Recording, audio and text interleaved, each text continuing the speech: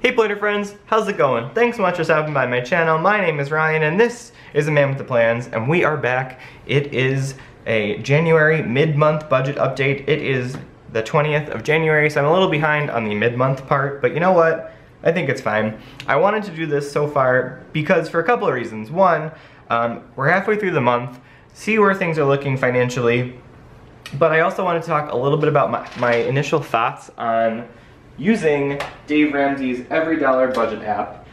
It's been a learning curve, and it's also been a little clunky at times, having to use both the paper and pencil version that I'm really used to versus an app. However, that being said, I do have a lot of good feedback about it. I'm gonna see if I can open it up on my phone. I think it'll just be better to talk a little bit more about how things are going from a 1,000-foot view in my EveryDollar versus walking through it here. So let's go ahead and sign in. Boop, boop, populating my budget. Okay, so here's a look at the planned. Can you see that a little bit? Probably. Let's zoom you in a little so I can sort of just focus on this. Wonderful. Okay, so that's my planned budget for right now. It's an EveryDollar budget, that's cool. I am already sure I'm gonna probably exceed the jam income. I also have a pretty certain fact that I'm going to go over this month because I forgot that on Monday, the 21st of January, is the purchasing of the Go Wild ticket. So I'm probably gonna have to add a budget line for the Go Wild ticket purchase and kind of just move from there and deal with the overages, right? That's just kind of how this goes. However, I have to say, it's been pretty easy to have everything listed here. It's got my expenses already. It's got some of these charges in here already planned out. I did the update. I probably will go over in auto, gas, and oil. Hey, I'm already over in restaurant. Shock of the century. Again, this has been a tough subject for me from the beginning. I love to eat out with friends and socialize, and it's just something that I need to be better about. I'm trying to think about maybe cooking from home and having friends come here instead, but we'll see how that goes. Moving forward, I'm a little bit over on YouTube. I bought some extra stuff and I realized that my expenses came through for stuff like TubeBuddy and Canva and those things. So, you know, it's the little things in life that really add up quickly, so I'm gonna do my best to do that. These are what my payments are for my car loan and my student loan at the moment. I'm hoping that we'll be able to hit something close to that $781 mark for my car. However, this is where I have to go back down to the minimum payment if I'm not able to make it work. I'm hoping that some of the meets that I have for dance, I have a couple more left in the month, will help set me over and offset some of the overages. But if not, you know what, we'll just have to figure it out.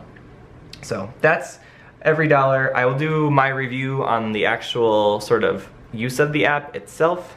Oh, I'm sending you the wrong way. I'm sorry, internet friends. That being said, I wanted to talk a little bit more about this itself.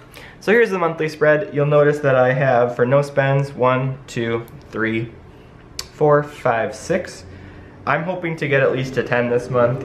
I was pretty good the past couple of months before the holidays hit on not spending, and it's something that I realize has to change. I really gotta up my game and bring my coffee every day to work and not go out to lunch at a last minute notice and not...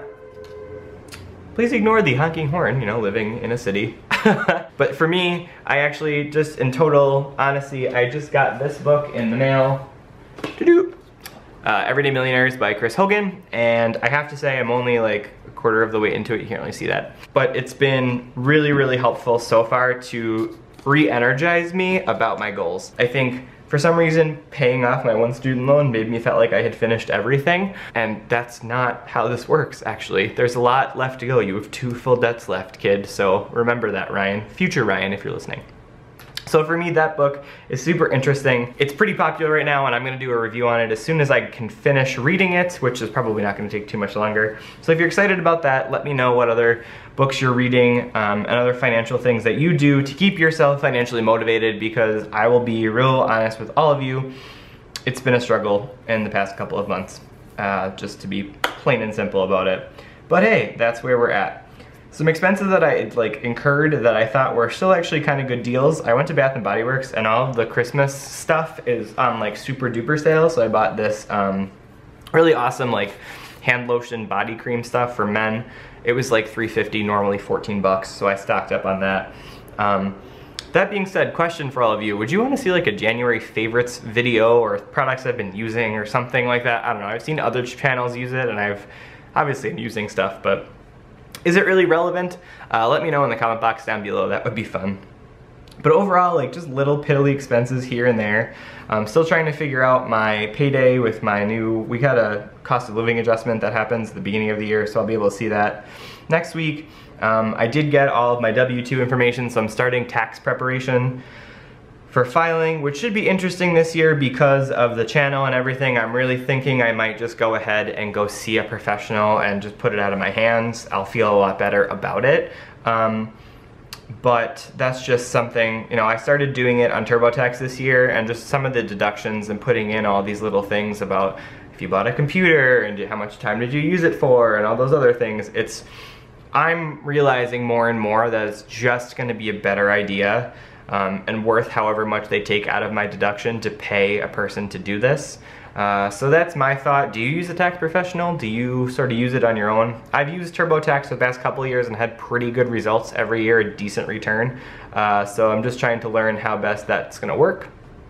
So if you have any comments on that, go ahead and let me know. I'm curious to see about the refunds and all that stuff, particularly with some of the shutdown things, how long it will take to get those. But hey, we'll keep moving forward.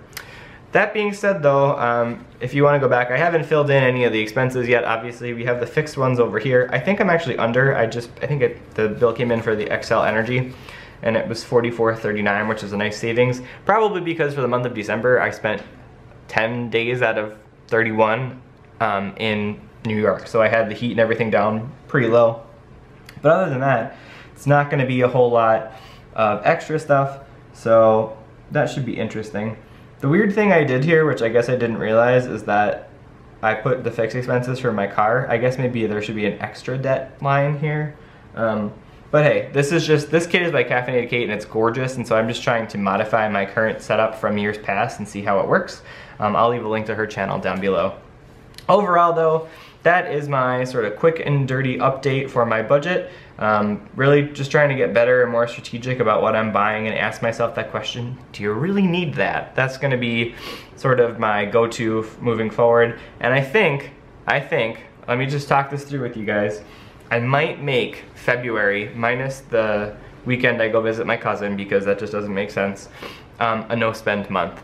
You know, to me, I've never really done one before, and I know it's a challenge, and I watched EveryDollar Emily, I'll leave her link to her channel over there. They did a no-spend challenge month where they really pared down to the necessities, and you know what, I have a lot of goals, and I think doing that maybe once a quarter, well, maybe we'll say twice a year, how's that sound, would be really helpful for me to sort of kick my budget into high gear and really be able to leverage whatever extra income I save by being more cost effective, right? So that's my thought for February.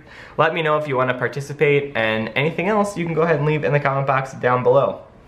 You can find me over on Instagram at @AManWithThePlans.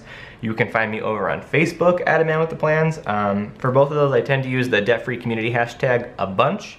So if you're interested in that. I also use the planner community one because again, I kind of like cross over both of them. I'm a planner and a budgeter, and so it's like that Venn diagram of where my stuff falls. But if you haven't yet subscribed, go ahead and click that subscribe button. I make new videos every Monday and every Thursday, although you'll see some smattered throughout there if I have any extra. And if you have any other questions, there's all sorts of contact info down below. Last thing I will say is that I just started a website/blog at the beginning of the year. The website is www.amanwiththeplans.com. Really, really innovative, right? And sometimes, to be honest, it's just me taking a post a little bit further. So something that might not be a YouTube video. So for example, one of the posts I have up there right now is about my word of the year, which is opportunity. I felt like I didn't want to share a full video on it, but it's a place where I wanted to write about it. And to be honest, I really did miss just writing in general. It's something that I enjoyed as a passion of mine. So I hope you go over there, check it out, give it some love. And other than that, I hope you are sticking to your budget better than I have this month, and hopefully we can tighten that up and see some real traction on those financial goals for 2019. So until next time, planner friends, bye.